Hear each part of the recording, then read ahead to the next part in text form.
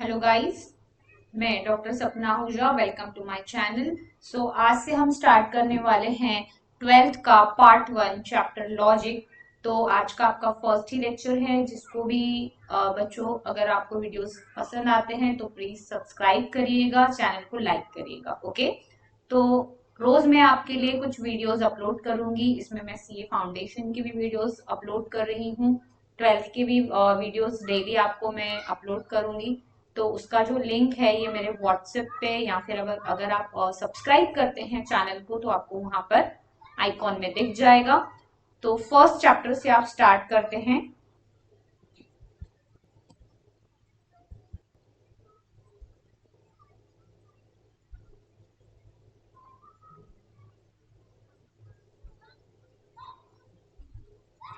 तो first chapter है आपका लॉजिक। लॉजिक में जनरली जो लॉजिक का एप्लीकेशन है वो एक सर्किट्स डायग्राम जो होती है, इलेक्ट्रॉनिक्स में जो सर्किट डायग्राम होती है वहां पे ये यूज होता है। और एक एल्जेब्रा, जैसे हम लोग मैथ्स में पढ़ते हैं, एल्जेब्रा पढ़ते हैं, ज्योमेट्री पढ़ते हैं, स्टैटिस्टिक्स पढ़ते हैं, वैसे ही ये जो लॉजिक जो पार्ट है ये बुलियन अलजेब्रा का पार्ट है। Boolean algebra is also the part of mathematics. ठीक है, so mathematics is an exact science. Basic से थोड़ा सा कवर करवाऊंगी, क्योंकि आपको पता है कि अभी 24 मार्क्स के पूरे ऑब्जेक्टिव्स आपको पेपर में आते हैं। ठीक है, तो मैथिक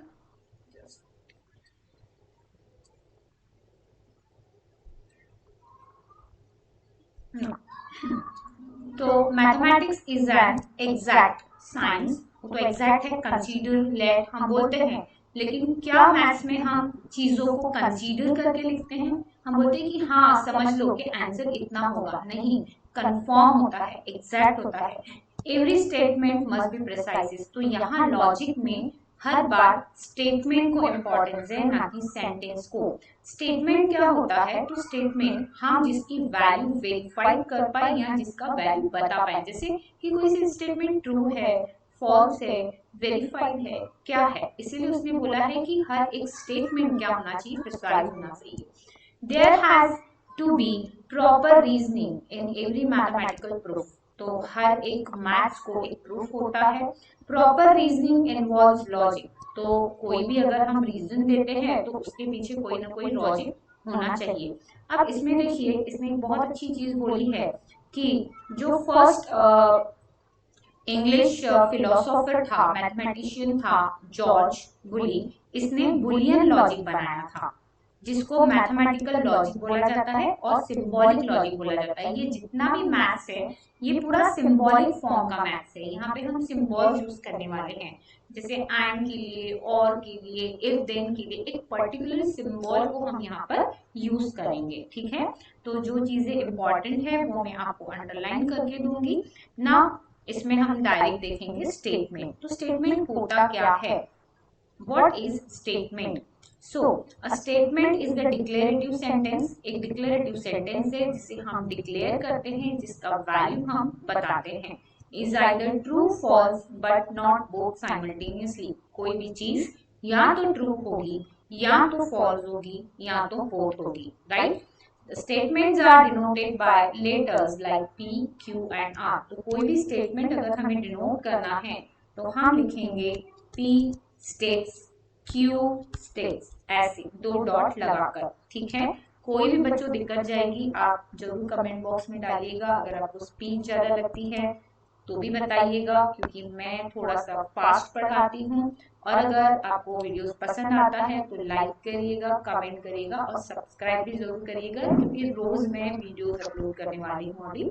नाउ स्टेटमेंट जो है, अब आप लिखेंगे कैसे, नोट्स कैसे लिखेंगे? तो सबसे पहले आप हेडिंग देंगे स्टेटमेंट। ठीक है, स्टेटमेंट नोट्स भी मैं बताऊंगी आपको। ठीक है, स्टेटमेंट में आप लिखेंगे a statement is a declarative sentence which is either true or false but not both simultaneously, and it is what? It is denoted by P, Q, R and so on। ठीक है, तो जो चीजें लिख कर देने वाली होगी, जैसे एक्सरसाइजेस होगी, तो वो मैं आपको पूरी सॉल्व करके दूंगी समझाकर। जैसे 2 इज अ प्राइम नंबर, तो ये एक स्टेटमेंट है, क्योंकि हम बता सकते हैं कि ट्रू ये प्राइम नंबर है या नहीं है। तो yes, 2 is what? 2 is your prime number. Now every rectangle is square. तो every rectangle square होता है क्या? हर स्क्वायर को हम रेक्टेंगल बोल सकते हैं, बट हर रेक्टेंगल को हम स्क्वायर नहीं बोल सकते। तो इसका भी हम स्टेटमेंट का ट्रुथ वैल्यू फाइंड कर सकते हैं, इसीलिए हम इसको क्या बोल सकते हैं? It is the statement. हम फिलहाल अभी स्टेटमेंट की बात कर रहे हैं कि कोई भी सेंटेंस जो है वो स्टेटमेंट कब होगा। तो इनकी ट्रुथ वैल्यू क्या? ट्रुथ मतलब क्या? तो सही है या गलत है, उसको लिखा कैसे जाता है। सो नेक्स्ट हेडिंग देंगे आप, 2 एग्जाम्पल लिखिए। नेक्स्ट 2 भी क्या है? Sun rises in the west statement है, हम इसका ट्रू और फॉल्स वैल्यू फाइंड कर सकते हैं। ठीक है। Mumbai is the capital of Maharashtra, ये भी स्टेटमेंट है, क्योंकि हम बता सकते हैं कि वो कैपिटल है या नहीं है। Now the next point is that, तो येलो जिसको मैं करूंगी वो आपका हेडिंग होगा, ठीक है, और ब्रैकेट जिसको मैं बनाकर दूंगी वो आपका अंडर हेडिंग होगा। Sorry. Now a statement is either true और फॉल्स। कोई भी स्टेटमेंट या तो ट्रू होगा या तो फॉल्स होगा। The truth value of a true statement is denoted by T. किससे डिनोट करेंगे हम? T से डिनोट करेंगे। ट्रू होगा तो T से डिनोट करेंगे, और फॉल्स होगा तो किससे डिनोट करेंगे हम? F से डिनोट करेंगे, राइट। ट्रू होगा तो T से और फॉल्स होगा तो F से। इसको आपको लिखना है।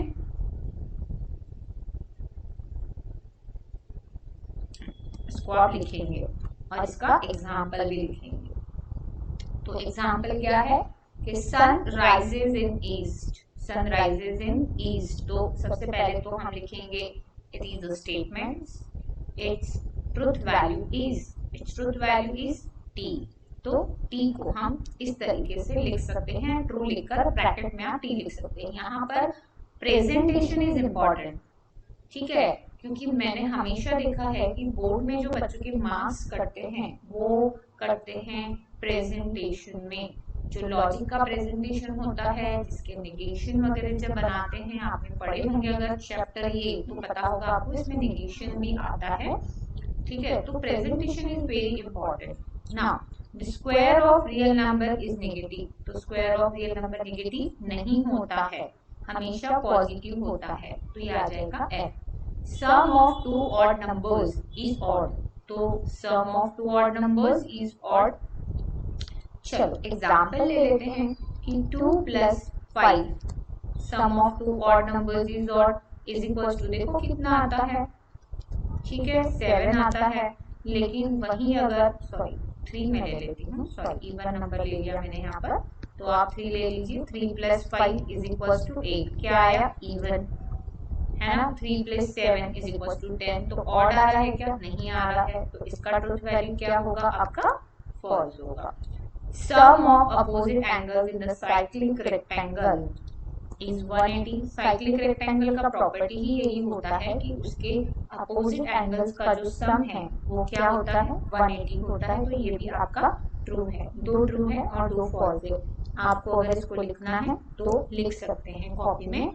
The sentences like exclamatory, interrogative, imperative are not considered as statement. जैसे कि यहाँ क्या दिया है? May God bless you। तो May God bless you का हम ट्रुथ वैल्यू फाइंड नहीं कर सकते। तो ये कौन सा स्टेटमेंट हुआ? ये हुआ आपका एक्सक्लेमेटरी सेंटेंस। तो ये स्टेटमेंट नहीं हुआ। Why are you so unhappy? तो ये है आपका क्वेश्चन। अगर कोई क्वेश्चन पूछता है तो वो स्टेटमेंट नहीं होता है, ठीक है। Remember me when we are parted, ठीक है, रिमेंबर मी। तो ये जस्ट लाइक ऑर्डर है, तो ऑर्डर भी आपका कभी भी स्टेटमेंट नहीं होता। Don't ever touch my phone, ठीक है, don't ever touch my phone, ये भी ऑर्डर है कि वो ऑर्डर कर रहा है don't touch my phone. Remember मी, इसको आप रिक्वेस्ट भी बोल सकते हो और ऑर्डर भी बोल सकते हो। रिक्वेस्ट और ऑर्डर, तो कोई रिक्वेस्ट कर रहा है तो भी वो स्टेटमेंट नहीं होगा, कोई ऑर्डर कर रहा है तो भी वो स्टेटमेंट नहीं होगा, कोई क्वेश्चन कर रहा है तो भी वो स्टेटमेंट नहीं होगा, और कोई सरप्राइज हो रहा है तो भी वो क्वेश्चन नहीं, वो तभी वो स्टेटमेंट नहीं होगा। ठीक है, I hate you, again it is the exclamatory, so it is not a statement. अगर वो स्टेटमेंट नहीं है तो आप उसकी ट्रुथ वैल्यू फाइंड नहीं कर सकते हैं। Okay, now where do you want to go today, again question आ गया, तो आप इसका ट्रुथ वैल्यू फाइंड नहीं कर सकते क्योंकि वो एक स्टेटमेंट नहीं है। ठीक है, अब इसमें उसने बताया है, देखो इसमें उसने बताया है कि सेंटेंस 1 और 5 जो है वो एक्सक्लेमेटरी है, राइट। 1 और 5 एक्सक्लेमेटरी है, इसीलिए हम उनकी जो ट्रुथ वैल्यू है वो फाइंड नहीं कर पाएंगे। उसके बाद उसने बताया है 2 and 6 are interrogative. Now interrogative, तो जब भी क्वेश्चन आएगा तो आप उसे इंट्रोगेटिव लिखेंगे। कई बच्चों को ये नहीं पता होता है कि इंट्रोगेटिव हमें कब लिखना है। ठीक है, जब भी आपका क्वेश्चन आता है, ठीक है, तो आप उसको क्या करेंगे, इंट्रोगेटिव है, स्टेटमेंट नहीं है, hence the truth value is not determined, ऐसा लिखना है ना। इम्पेरेटिव, जब भी रिक्वेस्ट है, ऑर्डर है, ठीक है, तो आप उसे लिखिए इम्पेरेटिव। जैसे उसने बताया थर्ड और फोर्थ जो है वो इम्पेरेटिव है। थर्ड जिसमें मैंने ऑर्डर रिक्वेस्ट लिखा है, इसमें भी मैंने ऑर्डर लिखा है, ये इम्पेरेटिव है। तो ऑर्डर और रिक्वेस्ट वाले में भी आप क्या नहीं कर सकते, ट्रुथ वैल्यू फाइंड नहीं कर सकते। ओके, तो एग्जाम्पल लिखने हैं तो आप डेफिनेटली लिख सकते हैं, इम्पोर्टेंट है। नोट जरूर लिखिएगा, नोट लिखना है आपको। ठीक है, ये जो नोट है इसको लिखना है, उसके नीचे एग्जाम्पल्स लिखने हैं तो लिख सकते हैं। नोट साथ साथ में अगर बनाते हैं तो ज्यादा बेटर रहेगा। जहां पर सॉल्व करने की जो चीजें होंगी वो मैं आपको अलग से पेज में नोट्स पे सॉल्व करके दूंगी, डेफिनेटली क्वेश्चंस भी सॉल्व करके दूंगी। आज मैं पार्ट 1 के वीडियो स्टार्ट कर रही हूँ, साथ साथ में पार्ट 1 भी आएगा, पार्ट 2 भी आएगा कल से। ठीक है, open statement. Now what is the open statement?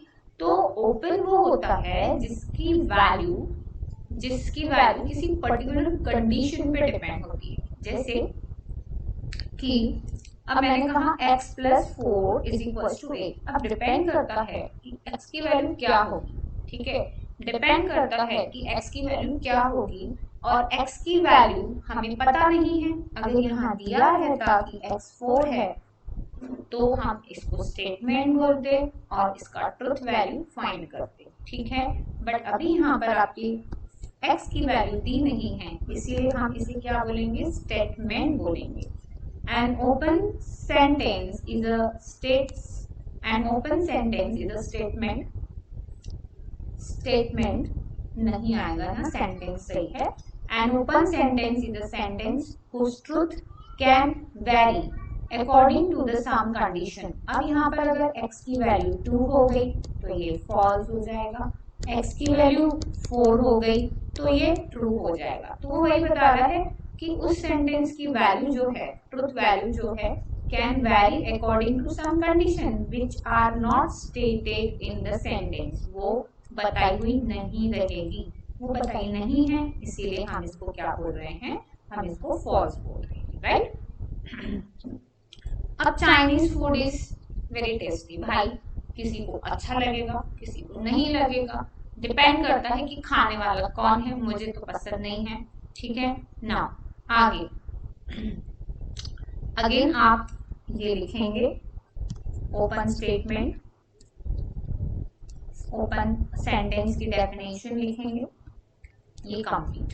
ठीक है, तो क्या क्या लिखना है आपको, सबसे पहले डेफिनेशन लिखनी है लॉजिक की, ये बात स्टेटमेंट की सबसे फर्स्ट। उसके बाद आप एग्जाम्पल्स लिखिए, 2 एग्जाम्पल लिखेंगे तो भी सफिशिएंट है।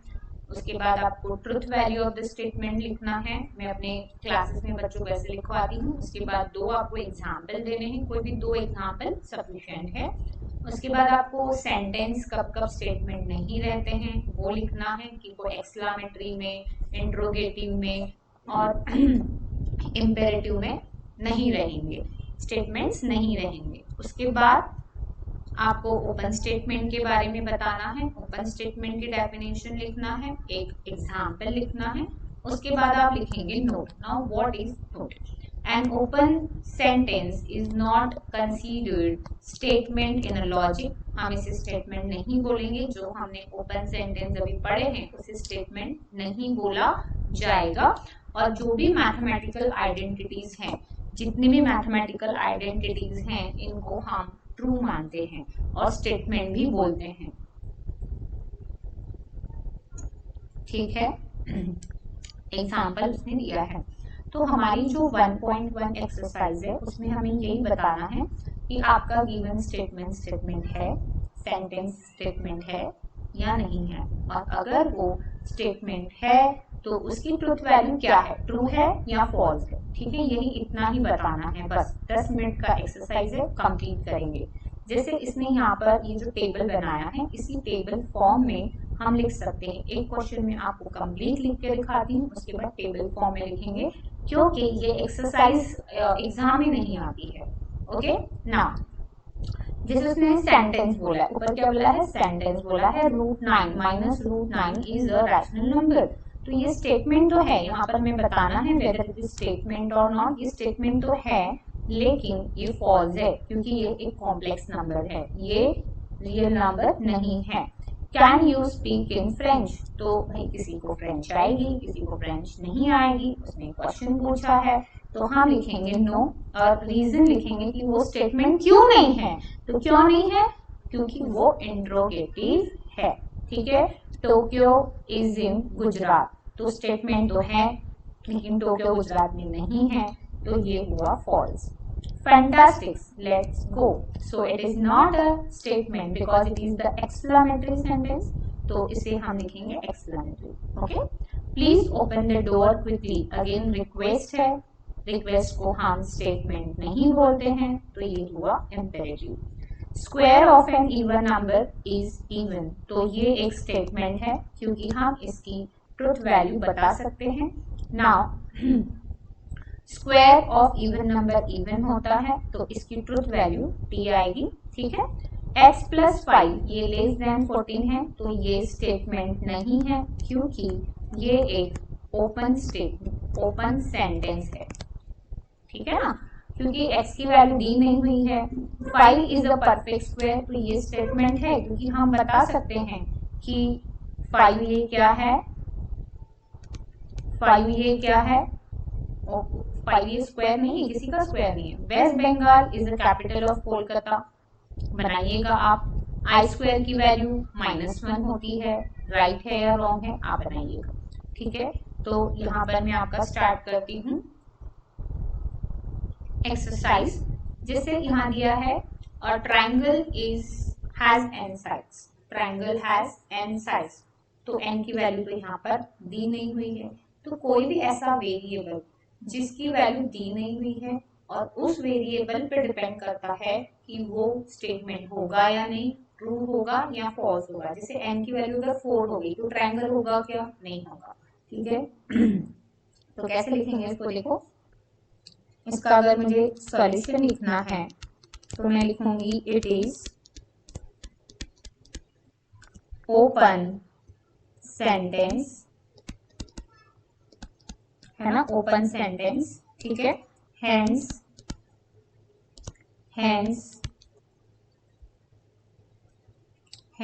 its truth value, hence its truth value is not determined, is not determined।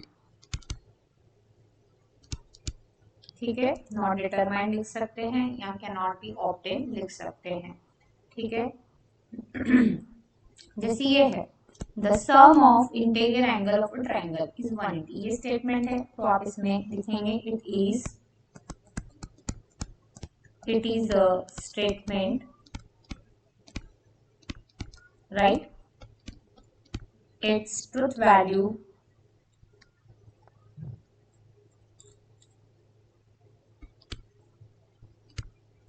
It's truth value is T, ठीक है, या फिर ट्रू टी। अब नेक्स्ट आप देख रहे हैं you are amazing, you are amazing तो क्या है, इट इज, सॉल्यूशन लिखेंगे, it is exclamatory sentence, it is exclamatory sentence, hence it's not a statement and its truth value cannot be determined, ठीक है। थोड़ा सा मैं उधर लिख कर देती हूँ आपको, नॉट बी डिटरमाइंड, ठीक है। तो ऐसे करके हम क्या करते हैं, टेबल बनाते हैं। टेबल में मैं आपके क्वेश्चन रीड करते जाती हूँ और आपको वहां पर स्टेटमेंट है या नहीं है वो लिख कर देती हूँ, ठीक है। जैसे टेबल फॉर्म में इसने बनाया वैसे ही हम टेबल फॉर्म में इसको लिख सकते हैं।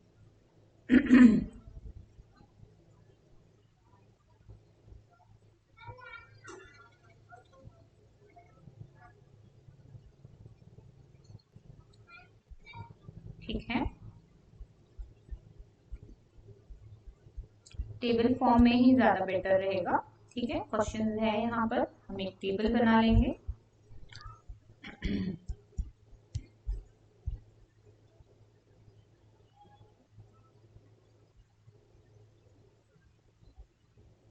जिसमें वो स्टेटमेंट है या नहीं है, सीरियल नंबर बना लेंगे, पहले सीरियल नंबर लगा लेंगे, इसके बाद में स्टेटमेंट है या नहीं है, अगर नहीं है तो उसका रीजन और उसकी वैल्यू ट्रू है या फॉल्स है वो बता दीजिए, ठीक है।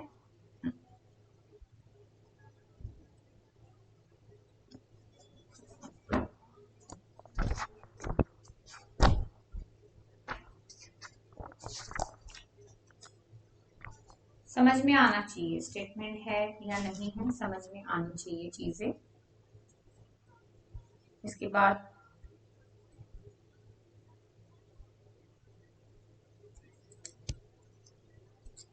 ना, सबसे पहले सेंटेंस में नहीं लिखूंगी, सेंटेंस के सीरियल नंबर लिख देती हूँ, मैं सेंटेंस को रीड करूंगी, ठीक है। whether it is a statement, ठीक है, whether it is a statement or not, वही बताना है हमें। yes और no में लिखना कैसे है वो मैंने बताया, अगर आपको लिखना है तो आप वैसे लिख सकते हैं, if no then reason, आपको रीजन बताना है। और यहाँ पर बताना है आपको ट्रुथ वैल्यू कि वो टी है या एफ है, राइट। तो फर्स्ट स्टेटमेंट से फिर से मैं आपको लिख कर दे रही हूँ, कोई दिक्कत नहीं है। चलो नाउ फर्स्ट, अ ट्रायंगल, वो तो ओपन सेंटेंस था बताया मैंने, तो स्टेटमेंट नहीं था, यहाँ लिखेंगे और यहाँ लिखेंगे ओपन सेंटेंस, ठीक है, जिसका ट्रुथ वैल्यू नहीं होगा। Question number 1, okay, a triangle has N N sides, the sum of interior angles, second वाला था sum of interior angles of the triangle is 180, तो ये स्टेटमेंट था, तो यहाँ लिखेंगे हम यस, ठीक है। आप यहाँ लिख सकते हैं इसको, स्टेटमेंट नहीं है नो लिख सकते हैं या फिर डैश दे सकते हैं। अब इसका जो ट्रुथ वैल्यू है आपका वो है ट्रू, बिकॉज इंटीरियर एंगल्स का सम कितना होता है, 180 होता है। नाउ थर्ड क्या है, यू आर अमेजिंग, कैसा सेंटेंस है, स्टेटमेंट है क्या, नहीं, क्यों नहीं है, क्योंकि वो एक्सक्लामेटरी सेंटेंस है, तो उसकी ट्रुथ वैल्यू नहीं निकाल सकते। नंबर 4, नेक्स्ट है please grant me a loan, request है, ठीक है, नो, आप यहां लिख सकते हैं रिक्वेस्ट, ठीक है, इसका भी हम ट्रुथ वैल्यू फाइंड नहीं कर सकते हैं, ओके। नेक्स्ट क्या है, देखिए क्वेश्चन यहाँ पर दिए हुए हैं, अगर देखने हैं आपको तो -√4 इज एन इरेशनल नंबर। तो ये एक स्टेटमेंट है, क्योंकि -4 ये भले ही एक इरेशनल नंबर नहीं है, वो एक कॉम्प्लेक्स नंबर है, ठीक, लेकिन वो स्टेटमेंट है जिसका ट्रुथ वैल्यू होगा फॉल्स। 6 है, x² -6x देख सकते हैं आप, ठीक है, इज इक्वल टू 0। ये एक इक्वेशन है जिसका ट्रुथ वैल्यू हम निकाल सकते हैं, क्योंकि x की वैल्यू दी हुई है। अगर यहाँ पे x की वैल्यू नहीं दी रहती तो हम इसे क्या बोलते, ये एक ओपन सेंटेंस है, लेकिन x की वैल्यू दी हुई है, तो यहाँ पर लिखेंगे यस, ओके, और यहाँ लिखेंगे उसकी ट्रुथ वैल्यू जो है वो फॉल्स है, क्योंकि फैक्टर्स जो है वो रॉन्ग है। कैसे, तो x² -6x + 8 इसके फैक्टर्स होंगे x -4 और x -2, मतलब x = 2 और x = 4, इसीलिए वो फॉल्स हुआ। Now he is an actor, he is an actor, अब ही कौन है, ही शाहरुख खान भी हो सकता है, ही आप भी हो सकते हैं, तो आप एक्टर भी क्या, नहीं। तो ये एक ओपन सेंटेंस है, क्योंकि इसकी जो ही है, ही जो वर्ड है, it is depend on some particular condition. तो यहां लिखेंगे नो, यहां लिखेंगे ओपन, राइट। नाउ नाइन्थ है, हैव अ कप ऑफ, दिख रहा है, क्वेश्चन है, रिक्वेस्ट है, मतलब क्या लिखेंगे नाइन्थ में, ठीक है। यहाँ पर सॉरी 8th चल रहा था ना हमारा, हाँ 8th है पहले, ठीक है। डिड यू इट लंच ये, क्या कर रहा है, क्वेश्चन पूछ रहा है, राइट। तो क्वेश्चन पूछ रहा है, आप बुक में ही देखिए, ओके, बार बार स्क्रॉल करने में आपको भी चीजें समझ में नहीं आएगी, मैं रीड करते जाती हूँ क्वेश्चन को ना। तो 8th वाला जो है वो क्वेश्चन है, क्या लिखेंगे, सेंटेंस है क्या, नहीं, तो लिखेंगे इंट्रोगेटिव, यहाँ लिखेंगे नो, रीजन में लिखेंगे इंट्रोगेटिव,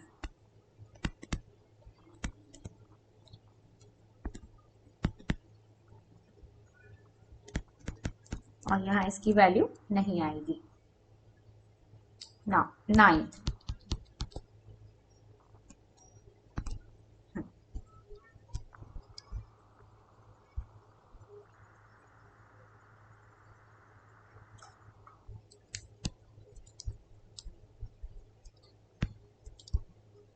थर्टी क्वेश्चन हैं, 30 को ही बना लेंगे, कोई दिक्कत नहीं है।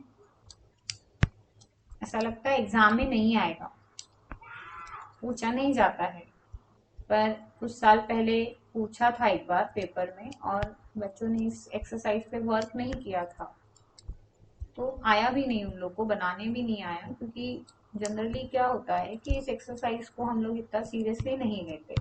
तो कुछ सेंटेंस ऐसे होते हैं जिनको हम स्टेटमेंट समझ लेते हैं, कई लोगों को स्टेटमेंट और सेंटेंस का फर्क ही समझ में नहीं आता है।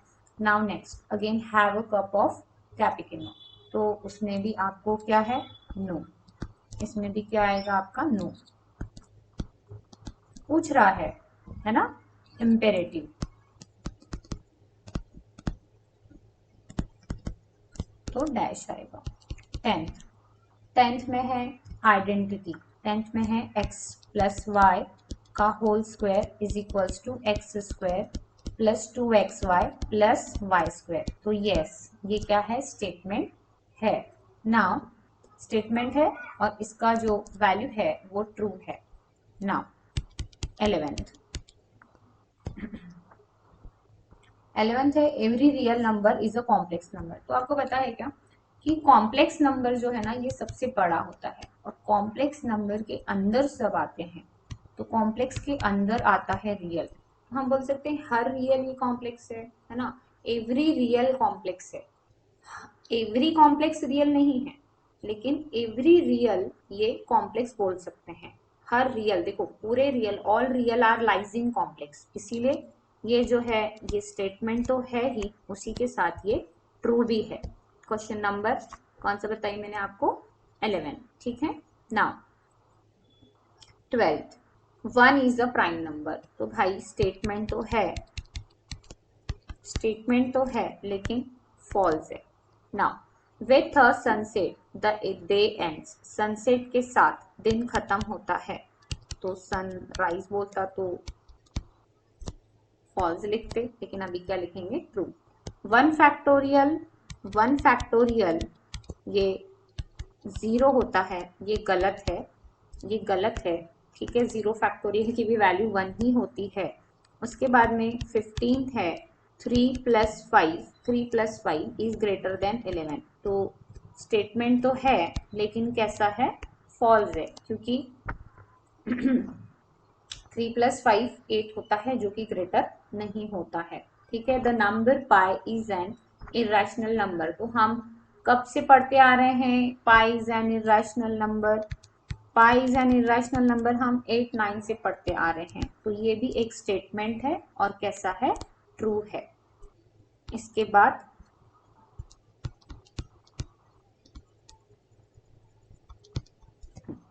नेक्स्ट है आइडेंटिटी है, x² माइनस y² वाली इज इक्वल्स टू दिया है x + y और x माइनस y, ये दिया हुआ है, तो ये भी क्या है, ट्रू है, क्योंकि आइडेंटिटीज भी आपकी लर्न होगी ही, तो कॉमन आइडेंटिटी है ये 19।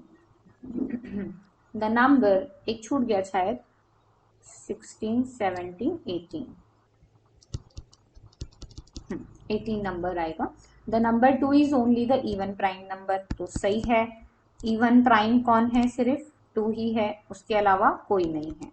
इसके बाद है आपका 19th question, 2 coplanar lines are either in a parallel is और आइदर पैरेलल और इंटरसेक्टिंग, कोई भी अगर एक प्लेन है, इसमें अगर 2 लाइन है, ठीक है, तो ये 2 लाइन या तो पैरेलल होगी या तो कहीं ना कहीं जाके इंटरसेक्ट होगी। तो देखो ये स्टेटमेंट तो है ही, ये थ्योरम है, 9th में लाइंस एंड एंगल्स के चैप्टर है, सीबीएसई में भी है, स्टेट बोर्ड में भी है, वहां पर ये इसने एक्सप्लेन किया है इस थ्योरम को, तो ये एक थ्योरम ही है, आप वहां जाकर देखेंगे तो मिलेगा ये।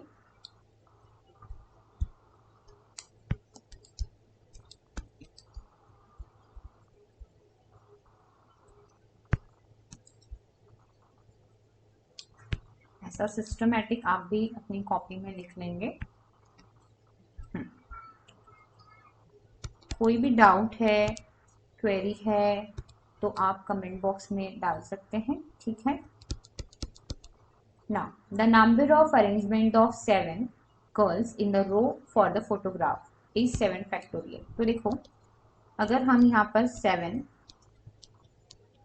लोगों को बिठाना चाहते हैं, 1 2 3 4 5 6 और 7, तो इसमें हम बिठा सकते हैं 7, फर्स्ट ब्लॉक के लिए 7 ऑप्शंस है। परमिटेशन अगर आपने पढ़ा होगा तो ऐसा होता है कि एक एक ऑप्शन आपका घटता जाता है, अगर आपको इसको रो में बिठाना है, परमिटेशन ये नॉट रिपीटेड फैक्टर है, तो ये एक स्टेटमेंट है, और इनका 7 फैक्टोरियल का मतलब होता है 7 × 6 × 5 अप टू 1, इसको 7 फैक्टोरियल बोला जाता है, और ये राइट है, जिसने पढ़ा होगा परमिटेशन उसको पता होगा कि कैसे सॉल्व किया जाता है। Give me a compost box, तो this is also the request, question number 21, तो ये स्टेटमेंट तो नहीं है, और कैसा है, इम्पेरेटिव सेंटेंस है, तो इसका ट्रुथ वैल्यू हम फाइंड नहीं कर सकते हैं। नेक्स्ट 12th क्वेश्चन है 22 क्वेश्चन है आपका, bring the motor car here, again it is the statement नहीं है और इम्पेरेटिव है। क्या बोल रहा है, ब्रिंग लाना बोल रहा है, रिक्वेस्ट कर रहा है, या बोल सकते हैं कि ऑर्डर कर रहा है। 23rd है, इट मे रेन टुडे, तो ओपन है, पता नहीं रेन होगी या नहीं होगी, ये कैसे बता सकते हैं, डिपेंड करता है कि आपका वेदर कैसा है, ओपन सेंटेंस है, ठीक है। इसके बाद है 24th, दिया है कि a + b जो है ये लेस देन 7 होना चाहिए, जिसमें a की वैल्यू ग्रेटर देन और इक्वल्स टू 0, b की वैल्यू ग्रेटर देन और इक्वल्स टू 0 होनी चाहिए, जिसमें a कैसा होना चाहिए, लेस देन 7, और b भी होना चाहिए लेस देन 7, तो सही है कि a अगर 0 से बड़ा है और बी की वैल्यू अगर 7 से छोटी है तो उन दो नंबर्स का सम क्या होगा, 7 आ सकता है। तो यहाँ पर आपको ए और बी की वैल्यू जो है वो डिफाइंड है, इसीलिए ये अगेन क्या होगा, यहाँ पर हम लिखेंगे यस, ये स्टेटमेंट है और कैसा है, ट्रू है। Last 25, can you speak in English, yes. कोई बात कर पाएगा, कोई बात नहीं कर पाएगा। तो again it is not a statement because it is the question, it is the question, interrogative sentence. ठीक है, तो यहाँ पर आज का लेक्चर खत्म हुआ 12th का। ओके, तो कल फिर मिलते हैं आगे लॉजिक में, और पार्ट 2 का भी आपको एक लेक्चर में सेंड करूंगी। ठीक है, कोई भी कमेंट है प्लीज आप कमेंट बॉक्स में डालेंगे। अगर आपको लेक्चर पसंद आया तो लाइक करेंगे और प्लीज चैनल को सब्सक्राइब करेंगे। Okay, thank you, bye bye.